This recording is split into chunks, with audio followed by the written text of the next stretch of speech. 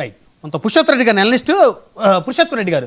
So మొత్తం మరి episode అయితే మరి చిలికి చిలికి గాలివాన్లాగా మారుతుంది. ఇటు సైడ్ చూస్తే ఆమంత్ సామల్ గారు మేము వెనక తగ్గం, మా మీద ఎన్ని కేసులు పట్టే ఇబ్బంది లేదు, మేము బాధితుడి వైపు నిలబడాలని మేము పోరాటం చేస్తుంటే మమ్మల్ని ఎవరో బెదిరియాలని చూస్తే అవసరమైతే మేము దేనికైనా సిద్ధంగానే ఉన్నాం, మీరు ఏం చేసుకున్నా మాకేం ఇబ్బంది లేదని ఇప్పుడు ఆయన స్టేట్మెంట్ ఇచ్చారు.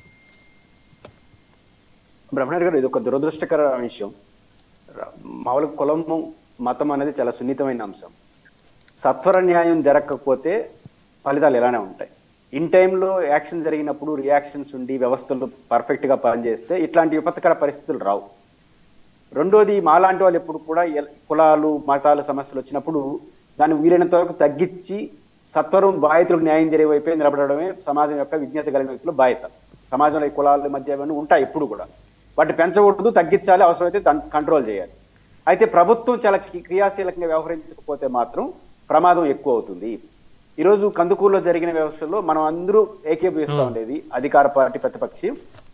ఇన్ టైంలో రియాక్ట్ కాకపోవడం వల్ల ఇప్పుడు వారు మాట్లాడినప్పుడు, స్వాములు గారు మాట్లాడినప్పుడు 20 రోజుల తర్వాత కూడా ఇప్పటి వరకు కూడా ఇట్లాంటి యాక్షన్స్ వైపులో లోపాలు జరుగుతున్నాయంటే ఈ పరిస్థితి వచ్చింది.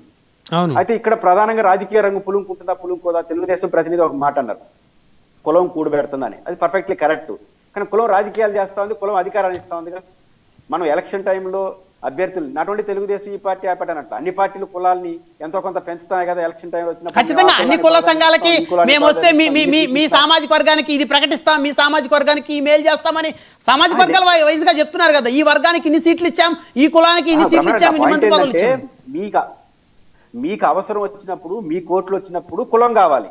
ఇప్పుడు మా వాడికి అన్యాయం జరిగింది వాళ్ళు మాడితే కులం వద్దు, ఎట్లా సాధ్యం అవుతుంది? పెద్దలుగా ఉండే పార్టీ పెద్దలే మీకు ఓట్లు అవసరం వచ్చినప్పుడు కులాల గురించి మాట్లాడి, ఇప్పుడు మా కులం వాడికి అన్యాయం జరిగింది వాళ్ళు వస్తే మీరు కులం గురించి మాట్లాడితే తింటారా? సాధ్యమవుతుందా? కాబట్టి పార్టీలు మనకు అవసరం వచ్చినప్పుడు కులం, వాళ్ళకి అవసరం వచ్చినప్పుడు కులం అంటే అది కుదరదు, అది వెళ్ళిపోయిన తర్వాత వెళ్తుంది.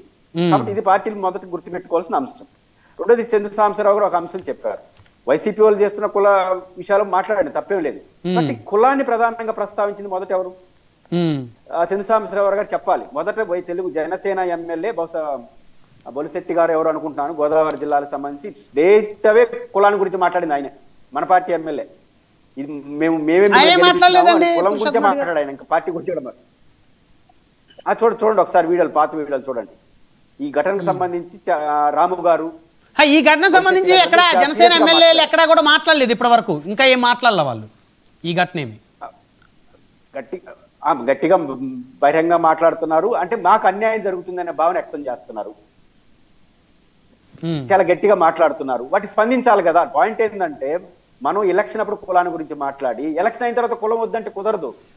రెండోది, ఇప్పుడు ఇన్ టైంలో ఇప్పుడు చంద్ర సాంబశివరావు గారు మాట్లాడుతూ హోం మంత్రి వాళ్ళకి తెలిసిందా, 20 రోజుల తర్వాత తెలియకపోవడం ఏంటండి? నా పాయింట్ ఏంటంటే 20 రోజులు అవుతుంది అక్కడ తెలియకపోవడం పైన తప్పు అంటాను, కింద నిర్లక్ష్యం వహిస్తే తెలియపోయింది. తెలియలేదు అంటే ఇంటెలిజెన్సీ వ్యవస్థ లేదని అనుకోవాలేమో.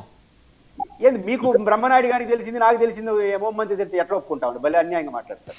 ఇప్పుడు మీరు డిబేట్ అడ్డబెట్టారు, మీ రిపోర్టర్ ఇచ్చిన సమాచారంతోనే కదా. మీ రిపోర్టర్ ఇచ్చిన సమాచారం ప్రభుత్వానికి ఉండదంటారా? అది ఎట్లా న్యాయం అవుతుంది? అంటే ఈ ఇష్యూ వ్యక్తిగతంగా చాలా మంది ప్రభుత్వంలో ఉన్న శాసనసభ్యులకు తెలుసు,